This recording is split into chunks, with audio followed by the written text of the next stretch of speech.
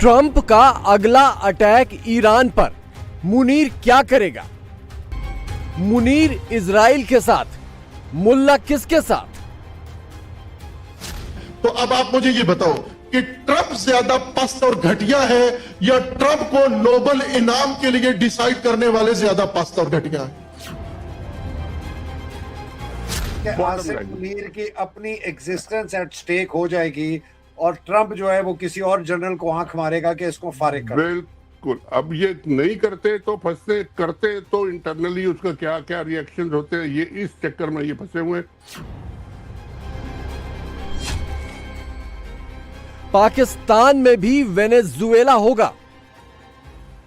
पाकिस्तान की बता रहा हूं कि 28वीं तरमीम के बाद आपका भी यही हाल होने जा रहा है कि अगर आपके पास फौज है तो फिर मौज है। ठीक है, आपकी तो मौज ही मौज है, पाकिस्तान के पास तो फौज नहीं है, फौज के पास पाकिस्तान है।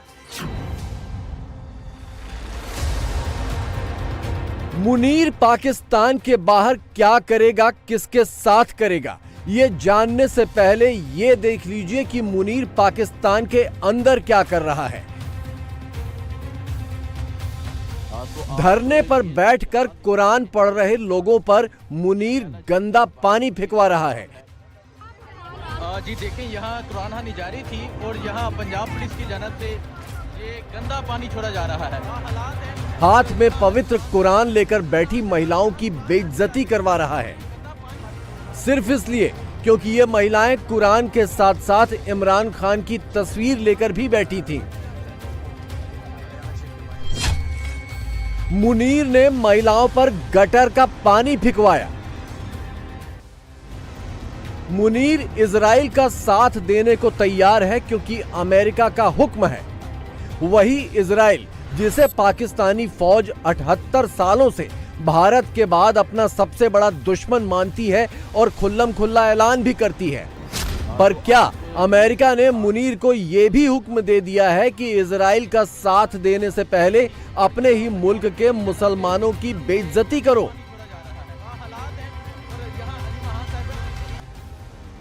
ट्रंप के इशारों पर झूम झूम कर थिरक रहे मुनीर पर आम पाकिस्तानी कुछ नहीं बोल सकता। लेकिन उन मुल्लाओं का क्या जिनकी दुकान ही मुनीर ने लुटवा दी? मुनीर जैसे जनरलों के संरक्षण में ही पाकिस्तान में मुल्लाओं की पीढ़ियां तैयार हुई, जिनका धंधा इजराइल और अमेरिका को कोस कर ही चलता था। ट्रंप बोलेंगे कि फलस्तीनियों को मारो तो मुनीर कहेगा यस सर। ट्रंप बोलेंगे ईरान पर अटैक करो तो मुनीर बोलेगा यस सर। ट्रंप बोलेंगे कि अफगानिस्तान में घुसो तो मुनीर बोलेगा यस सर। इस्लाम, मुसलमान और बिरादर के नारे लगाने वाला मुनीर ट्रंप के हर इशारे पर मुसलमानों का ही खून बहाने को तैयार हो गया है। वही ट्रंप है और वही पाकिस्तान है। चंद महीने पहले तक यही ट्रंप नोबेल शांति पुरस्कार के लिए एक पैर पर खड़े हुए जा रहे थे और यही शहबाज मुनीर एक नहीं दो बार उन्हें नोबेल के लिए नॉमिनेट कर रहे थे। President Trump, who is genuinely a man of peace. Pakistan had nominated President Donald Trump for Nobel Peace Prize. And today again, I would like to nominate this great president for Nobel Peace Prize. Mr. President, I would like to salute you for your exemplary leadership, visionary leadership. चंद महीने बाद वही शांति दूत Trump दूसरे मुल्कों में फौज घुसाकर सरकारें गिरा रहे हैं, राष्ट्रपति और उनकी पत्नी को अगवा कर रहे हैं, दूसरे मुल्कों को भी ऐसे अंजाम की धमकियां दे रहे हैं और पाकिस्तान अब ताली बजा रहा है। इजराइल के मुद्दे पर सऊदी अरब और यूएई के बीच तकरार बढ़ गई है। यूएई इजराइल का साथ देने को तैयार है, लेकिन सऊदी अरब फिलिस्तीन के मुद्दे पर ज्यादा गारंटी चाहता है।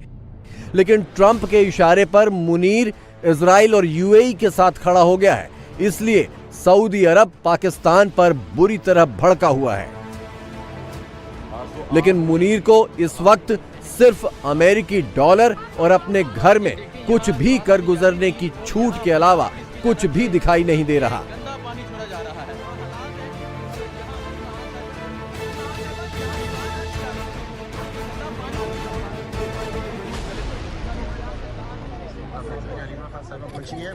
मुनीर की फौज के पास पूरा पाकिस्तान है और वो इसे हर कीमत पर अपनी मुट्ठी में रखना चाहती है, इसीलिए एक तीर से दो निशाने कर रही है। अफगानिस्तान से दुश्मनी के नाम पर मुनीर की पंजाबी मुसलमान आर्मी अपने पश्तून पठान विरोधियों को भी दहशतगर्द घोषित कर रही है। एक सवाल इमीडिएटली आता है, इमरान खान तो इसी ताक में थे कि उनकी पठान फौज मुनीर और उसके फौजियों को सड़कों पर दौड़ा दौड़ा कर हलाक कर दे, इसीलिए मुनीर ने इमरान को जेल में ठूंस कर रखा है।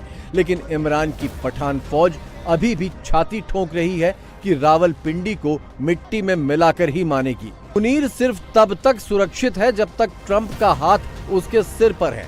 जिस दिन ट्रंप का काम निकल गया और उन्होंने मुनीर को डस्टबिन में डाल दिया, खुद 25 करोड़ पाकिस्तानी मुनीर का हाल मादुरो जैसा कर देंगे।